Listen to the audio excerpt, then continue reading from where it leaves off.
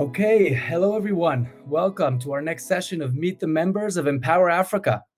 I'm excited and honored to host this terrific podcast. My name is Shai Bernstein. I'm VP of Business Development and Partnerships at Empower Africa. And we have these podcasts going every Monday at 4 p.m. CAT, 10 a.m. Eastern Time. Of course, these few weeks are a bit confusing with the Central African time and many others. Before I present our distinguished guest, for those of you who are joining us for the first time, Empower Africa is a business community with a mission to drive investment, trade, and job creation in Africa. We believe in trade over aid and that business is the best way to build things and make a difference.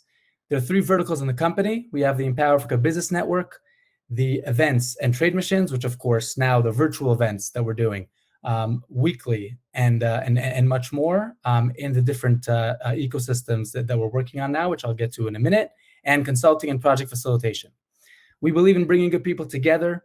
We believe in the power of synergy, okay? So when I'm talking about the Empower Africa business community, it's an invite-only and paid membership where we want to make sure that the people in the business community are honest people that can add tremendous value to each other. Our goal is to create connections, to optimize the communication, and to maximize the collaboration that can be done. We're focusing on the agriculture ecosystem first. When we talk about the agriculture ecosystem, we're talking about the whole value chain, from the farmers and growers all the way to the entrepreneurs, food tech, ag tech, investors, DFIs, governments, VCs, multinational enterprises, of course, and many more. And the concept is, again, to bring everyone together, to get to know each other, and to drive more business in Africa, driving investment, trade, and job creation in Africa.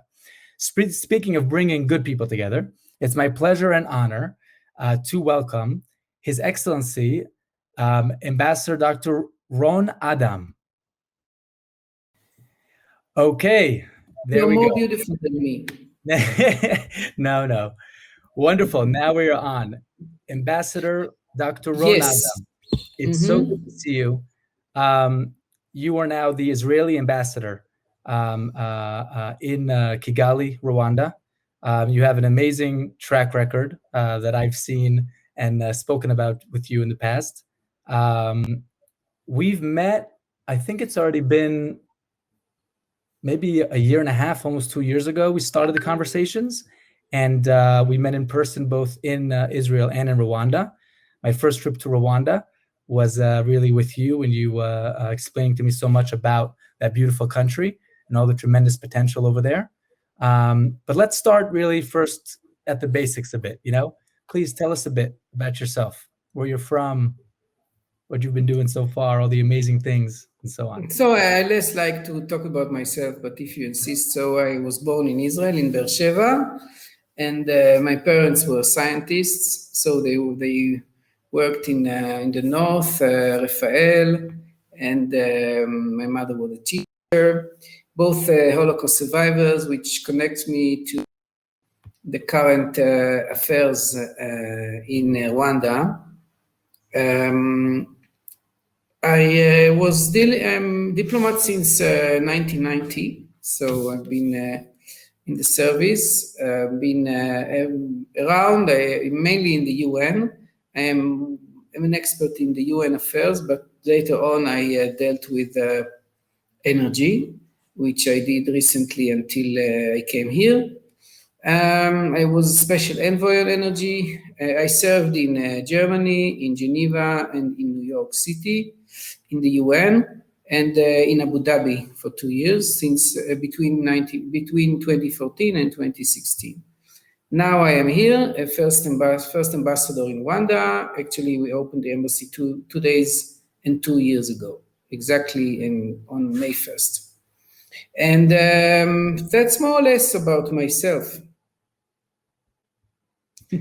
Wonderful. You're extremely modest about what you've been doing so far. I know that you were very active specifically with a number of very influential decisions that have been made in the UN. Would you care to share a little bit about that?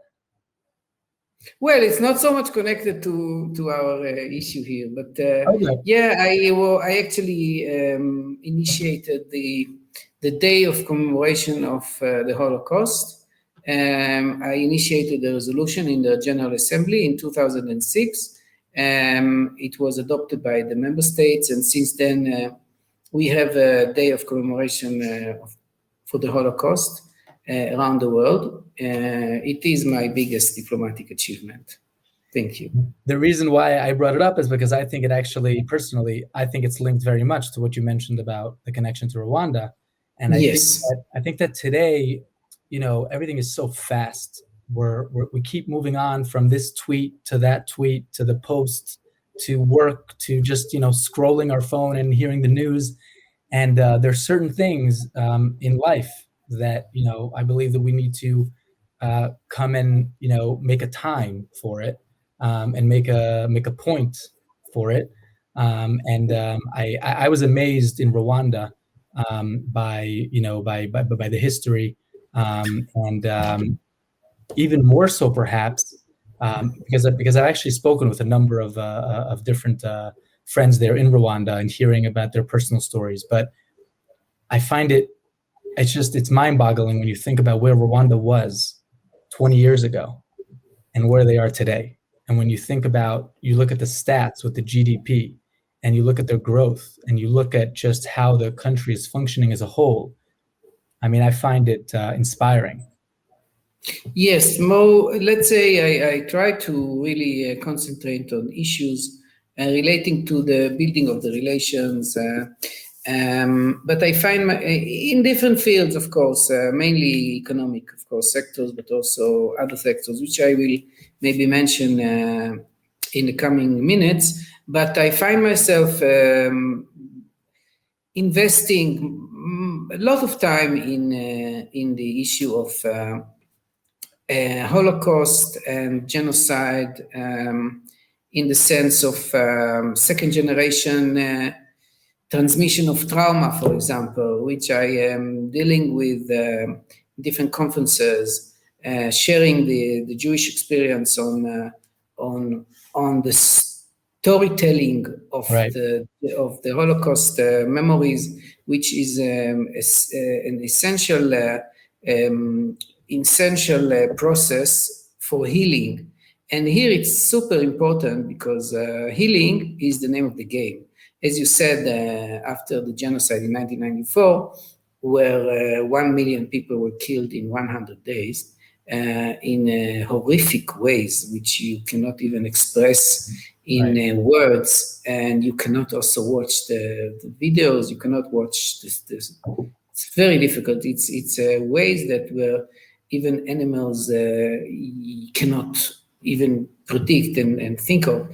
So after this horrific time, and day one, after the genocide, which ended on 4th of July in 1994, from day one, they stayed together, the perpetrators who stayed behind and the survivors.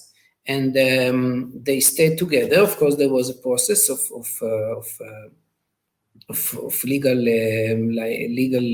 legal process, which was very long and comprehensive, in which 2 million perpetrators were brought to justice. 2 million. Out of them, tens of thousands were put into jail.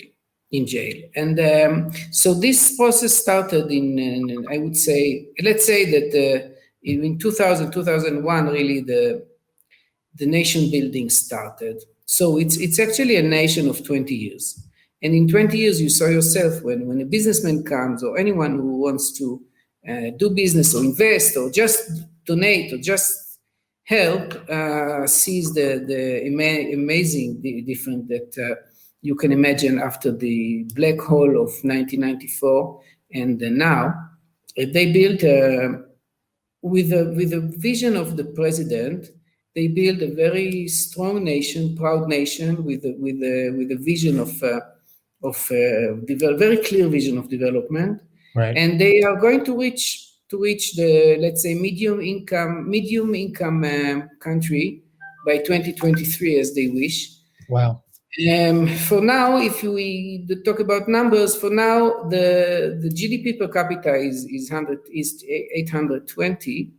In rising, the economy grows by, let's say, without COVID, by about 9% a year. And one more thing I want to mention here is that in Kigali, the GDP per capita is completely different than in the peripheria, so you have to take it in consideration. When you come here, you see Kigali, and then you see the rest of the country. But so, yeah, you're right, and of course it's interlinked.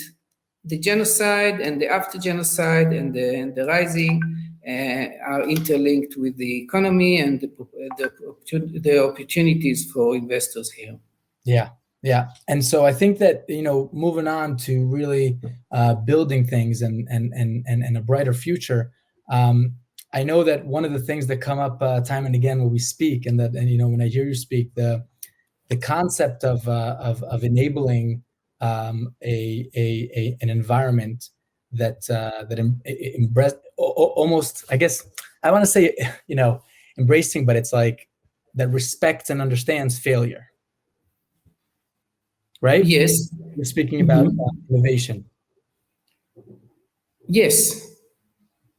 So the relations, you mean? Can you ask the question? I didn't get it. Yeah, sure. I said that one of the themes that comes up many times in our conversations, also with some of the ministers of the government of Rwanda, when we're looking at how to really expand and enhance the private sector, and how do we grow the economy, right? One of the core factors is innovation and entrepreneurship. And one of the biggest lessons or points that we see from different ecosystems around the world that have a thriving entrepreneurship ecosystem is understanding and even embracing, to some extent, failure, and understanding how it's part of the game. But of course, this is something that is a question of culture, and it needs a really a comprehensive change in the culture. It's not easy, and it's not going to be done. But before that, maybe I just tell a few words about innovation. Yes, they want to be the hub of innovation of Africa. They want to really develop cyber and space, and they want to get far in all this. However, they need more skilled manpower. They need more skilled young people, more skilled youth. Youth are going through university immediately when they are finishing school. They don't have any thing in between. So they are very young. They go to the universities. Universities here are not the best. And if someone really wants to go far and to get far, they seek to study abroad. So here, there is a lack of skilled manpower. And on one hand, they wish to bring international companies to develop the sector of the entrepreneurship, the sector of innovation and ICT. On the other hand, they don't. If some company comes, there is not enough skilled manpower, engineering or computer engineering or anything like that is not enough. It's not exists. So before the vision comes, I think that something must change. Either international companies come and develop on-the-job skills, the young people who have potential because they are smart.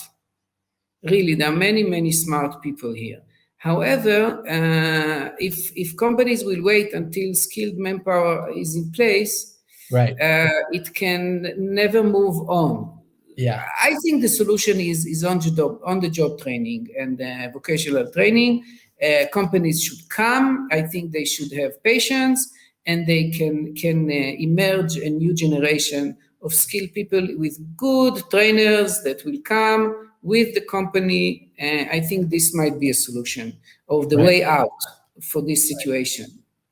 But before talking about the innovation, I think we should mention, as you did in the beginning in your presentation of the organization, yes, this is a country which relies a lot on agriculture, on horticulture, and of course, this is the main field that needs a boost. However, I mean, yes, and just to mention that 80% of the people here are somehow related to agriculture. If they are very, very small households that they produce for themselves, or if they are a bit bigger, who go and trade in the market, or if they are big and part of cooperatives, then they are also candidates for export, but then there are so many problems on the way, and the value chain needs to be much, much more developed and fine-tuned. And things are being done, but of course not enough. So yes, now comes the however, because yes, I don't think we should bring the highest high-tech and innovative tools of agriculture, because most of the people will not use it. I think what we should do is to teach them how to use the small piece of land they have, to produce more efficiently, to produce much more than they produce now, with the methods that they know, the land that they have, but they can learn new skills, even in water management. For example, they don't use the rainwater for some reason. They think it's, culturally, they don't use it, not for drinking, not for agriculture, and it is needed because there are dry seasons. There are still, although climate change is coming and then is there and it's outside, yes, but there are dry seasons and there are rainy seasons, and in dry season can be even 5 months. So they lose a lot. Wow. So agriculture, water management are the first important. However, these are not going to bring the change for this country. This is not the game changer for the economy of the country, because 80% are dealing with agriculture, but it's only much less than 25% of the economy. Most of the economy today is MICE, is this meetings, incentives, conferences, and exhibitions. This is MICE, and MICE is the next generation of this economy here. It's the economy of services. So hotels, tourism, but also conferences, and this is 50% of the economy today. Wow. Having said that, even that is not the game changer, if you ask me. What is the game changer? Exactly. So the game changer is minerals, and in my view. And if someone comes and find the gold that must be here under the ground, or find ways to extract the 3 T's and do it here locally and not send it to China, I think this might be very good for the economy, even as a game changer. Moreover, there is a lot of although we are not, and we are trying not to talk too much now about fossil energy, but there is a lot of energy in Kivu Lake. There is a lot of gas in Kivu Lake, methane, and Rwanda can produce much more electricity that it produces now and export it, because they don't need electricity. Why? Because the industry is not here. There is not enough industry. International companies didn't come, and still they use very, very little electricity in Rwanda. 220 megawatt installed capacity, which is something like Ramat Gan, and even less. And they they can produce more, but there is no demand. So it's kind of, we look for the game changer, not in the agriculture. And yes, in tourism. So tourism is a sector that can get more investment. Right. Beautiful country. Today, yes, and this can be a game changer also. Today, they have a few tourists, not too many. Of course, COVID was now none as everywhere, but they don't have mass tourism. So for mass tourism, you have, yes, in Rwanda, in Kigali, there are hotels and many, but around the country, there are no, and almost it's starting to come some services for tourists.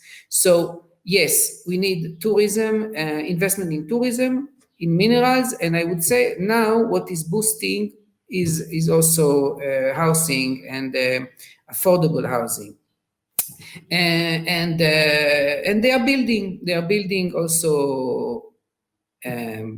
Also, when of course they're building some new public buildings, but also some malls and new malls, some centers, but also affordable housing, which is also something that I see now. Many Israelis, by the way, but also others are coming here and invest. Right. And you mentioned that during the past few years, you were involved in a number of energy projects, right? Were those mostly solar or? Sorry? What would you say most of the energy projects were? Was it solar energy? So you mean I was involved in the Israeli energy, no, not in this here. But if you ask me about energy here, that's what you ask me? Yeah. So energy here, for the meantime, as I said, there is no demand for more energy, but there are projects coming to the grid very soon. So for example, from the 220 megawatt, most of it comes from hydro, which are very old plants.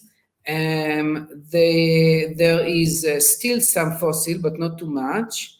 And there are mainly and now the Kivu Lake, which produces 50 megawatt for now, Kivu Lake methane, and 50 megawatt, new 50 megawatt, so addition 50 megawatt is coming to the grid in the end of this year. Plus, there is pit to energy in the south, which is, producing electricity from wood, from something that is between wood and coal. It's called right. pit, and that will be bringing 70 megawatt. The prediction or the plan for Rwanda is by 2022 or 2023 to have 60% of the population being connected to the grid, and that will be the maximum. And the 40% which are not connected to the grid, they will be having either a microgrid or just solar panels and home supply. So there are companies who come here, kits for solar panels on top of houses, and they are on the way to close the 40%. I think that by 2030, 100% of the population will be somehow having some kind of electricity in the house. 60%, as I said, will be connected to the grid, and 40% will have their own system. Wow. Okay. Now, question: what did you? I mean, if I would ask you, I'm a businessman from London, New York, Tel Aviv, right? What are the two most important things someone should know to succeed in Rwanda?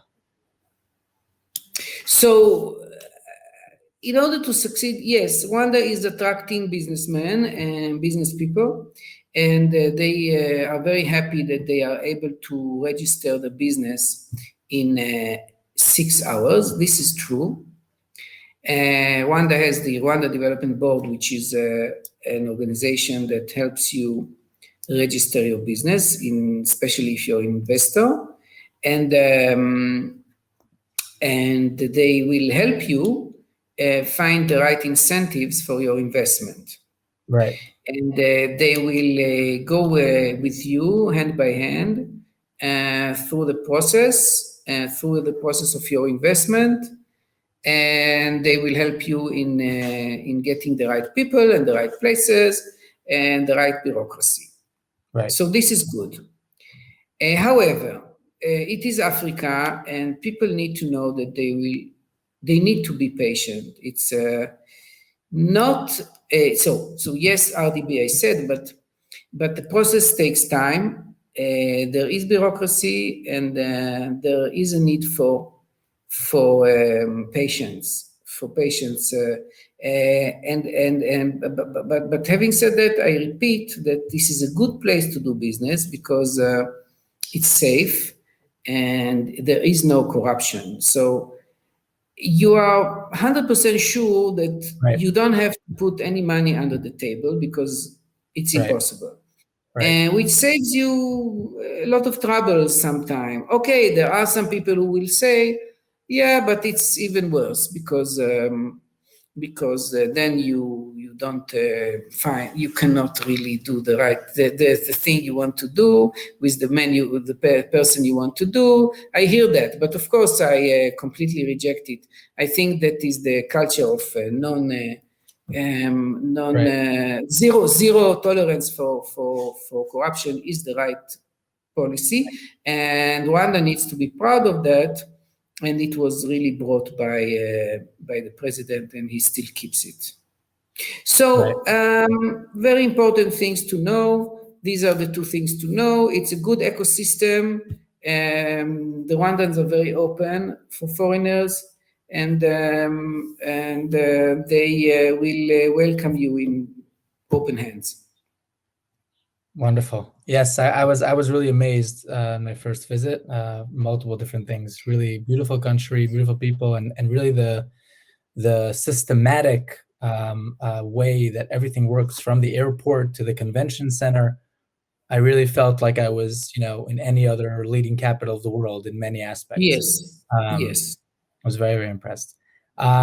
So, now with this new reality of COVID and virtual, of course, being much more, there's much more of a need for virtual. Um, whether it's virtual meetings, virtual events, right? We were honored to have you speak at one of our events a few months ago, right? The Rwanda added value. Do you think this is, the future, virtual events like we're doing here and like our other events?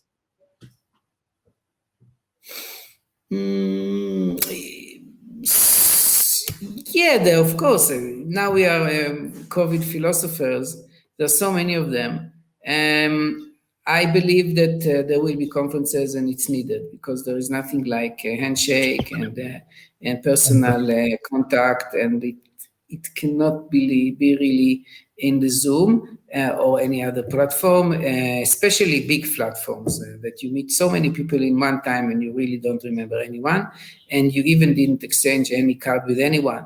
But if it's one-on-one, it can be a good thing which can continue.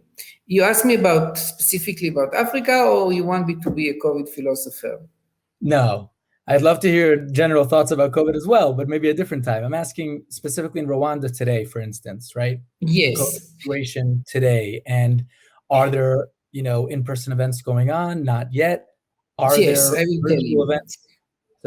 So the first real event in person will be CHOGM. CHOGM is CHOGM. This is the league. This is the Commonwealth annual head of governments meeting. And this meeting will be held between 22 and 24 June. And this will be the first event with the participation of about 5,000 people. And all of them will be vaccinated and tested, and it will be a COVID-free capsule, the hotels and the convention center. And this will be the big in-person. We have now actually going on a kind of an in-person conference, which is the Tour de Rwanda, which started yesterday, Right. and will continue for 7 days, and there are delegations from all around the world. So it's a big event. Of course, the riders are outside, but they are sometimes also in the hotel every evening, and the hotels are capsules around the country, not only in one place. And yes, and they are planning to continue with the conferences for sure. Having said that, I would like to say that ministers and also private sector CEOs, they meet on Zoom even now, and they continue to do it, and it's a good solution. If anyone wants to present anything, he can do it online with a Zoom meeting or whatever platform they use, WebEx or whatever, and yes, this continues, and this will continue until the end of the year, I suppose. but there will be meetings, and I know about a few of them that will take place here. One will be in November, the African cyber tech, which is planned by Israeli company. Right. It will be here in Rwanda, in Kigali, in November. Yeah, I remember them. We were speaking about it with them way back a when. year ago. Yeah, before COVID broke out. Yeah. Yes. Yeah, I agree that there's of course nothing like the human interaction, right? There's nothing like it. But what I personally found really surprising is that even after being at an in-person event during COVID, with, for instance, Empower Africa's platform, right, of virtual networking and the likes, when you have the ability to really, really meet the right people, when you can come and see, and like you mentioned with the ministers, perhaps, right? I think there really is this huge need that people now understand that a lot of it is possible while doing it virtually when you have the right platform, when you know how to meet the right people, when you know how to bring all the right people in the right place, right, and so on. And I think there's really, and a lot of the philosophers that you mentioned before are talking about how the virtual events, and specifically virtual networking events where you're actually meeting people, like the Empower Africa platform, there's no doubt that there's that's here to stay, and there's going to be a need for that and a demand for that, in addition to the personal meetings. Once, with God's help, things start opening up and things happen. Yeah. Is there anything else you'd like to share about other business opportunities at the moment? So I mentioned where they are looking for investors. I think